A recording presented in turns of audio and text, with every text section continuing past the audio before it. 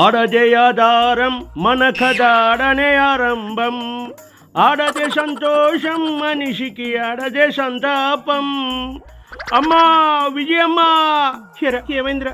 ఆడవాళ్ళ గురించి పాటలు పాడుతున్నా. నా రాజకీయం మొత్తం ఆడవాళ్ళ చుట్టూనే తిరుగుతా ఉంది మమ్మీ. మొన్న పులివెందుల్లో కూడా మా మహిళా సోదరి ఓటమి పాలైంది. ఎందుకో అర్థమై సావడం లేదు. మన కంచుకోటైన పులివెందుల్లో ఓడిపోవడం అంటే చాలా అవమానకరం. ఇదంతా కేవలం నీ వల్లే. నా వలన నేనేం చేసినా మమ్మీ? నీకు ఆడవాళ్ళంటే చులకన, వాళ్ళని తక్కువ చేసి చూస్తావు. ఏంది నువ్వు అనేది? నిన్ను షమ్మిని దూరం పెట్టినా అని అలా అంటా ఉన్నావా? మీ ఇద్దరి సంగతే వేరులే. ఎలా వేరవుతుంది? నువ్వు జైలుకి పోయి నీ పార్టీ ఆపదలో ఉన్నప్పుడు నేను షమ్మి కలిసి నీ పార్టీ కోసం ఎంతో కష్టపడ్డాం. కానీ నువ్వేం చేసావురా?